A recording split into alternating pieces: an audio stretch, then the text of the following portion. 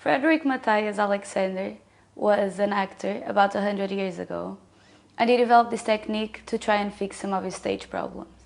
He realized that he could apply this philosophy both to his acting and to other aspects of his life. So what is the Alexander technique? It's a way of thinking about our physical, mental, and emotional posture. It teaches us how to respond to both internal and external impulses. So it makes us learn how to interact with ourselves and with the world around us. It's learning how to be more aware and more connected, both in our daily lives and in whatever activity we want to apply it to. It's thinking about what we're doing while we're doing it. I'll follow the same path that I usually follow for myself whenever I'm doing any Alexander activity, starting from the outside, so what is around us, to the inside, going through the physical and through the emotional. I first like to ask myself, am I seeing? Vision is our dominant sense, so we receive most of our stimuli from it. Whenever I ask myself, am I seeing? I'm trying to notice what's around me in detail, and I'm trying to see the big picture. But if we want to be truly present, we need to connect to all our other senses. Am I hearing? Can I hear the music playing? Or am I smelling? Can I smell those flowers? Where am I? Am I noticing what's in front of me and what's behind me? Am I aware of what's over my head or under my feet? Am I connected to the floor or to the chair that I'm sitting in? Spatial awareness helps us see the big picture and be more present. It helps us move through space and adapt to different situations. The primary control. The term primary control refers to the relationship between the head and the rest of the body. Some Alexander teachers refer to it as the head-neck-back relationship. The ideal condition for the primary control is when the head is constantly rebalancing on top of the spine. We are not designed to be static, so the primary control should be fluid. It is an inbuilt anti-gravity reflex. If we are holding the head in a static position, we are unnecessarily straining muscles to keep it there. We can see this in babies. When they first learn how to rebalance their head on top of their spine, their muscles aren't strong enough yet to hold their head in a tilted position. The primary control and the rest of the body influence each other. So if one of them is tense, the other one will tense as well. A tense jaw, for example, or shoulders, bring tension to the neck. By freeing our primary control, we feel more confident, easier, and in balance.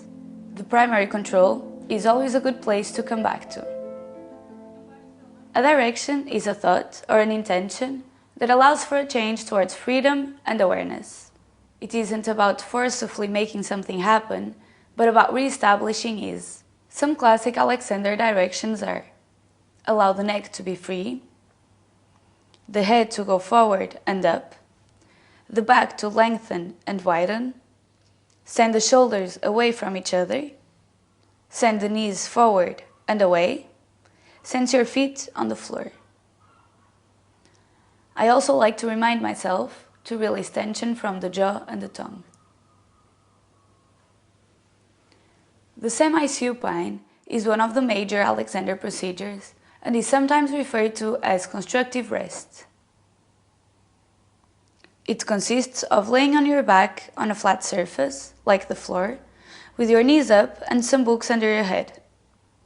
The height of the books should be adjusted so that the primary control is comfortably free and should be experimented with. Come to quiet, focus on the present, let go of any tension. Think of the classic directions. Release the face and the jaw. Connect to the floor and make use of the gravity force.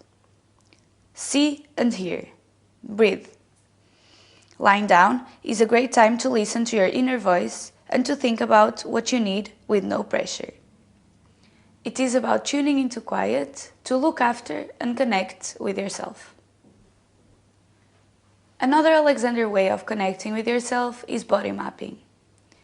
It is learning how your body functions best. Which joints move when I do this, and where are they? Which muscles are involved in this movement? How do my body parts connect to each other? It allows us to enjoy the psychophysical reality of discovering our anatomies and to better use our bodies. Since bad habits feel familiar, we cannot rely on the feedback from our sensory nervous system. This is when an Alexander teacher or a friend come in. They can give us an unbiased opinion. Seeing ourselves is also very useful to get a more accurate image of our body maps and how we're using them.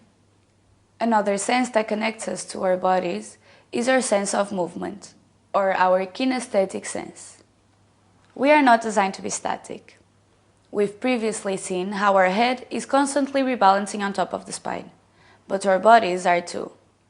Moving freely and expressively helps us free our mind and emotions. Something that connects us to our inner movement is our breathing. Notice how you breathe and which parts of the body are involved. Breathing is also a natural reflex and doesn't need to be forced. Asking ourselves, "Am I breathing?" can help calm us down and reconnect.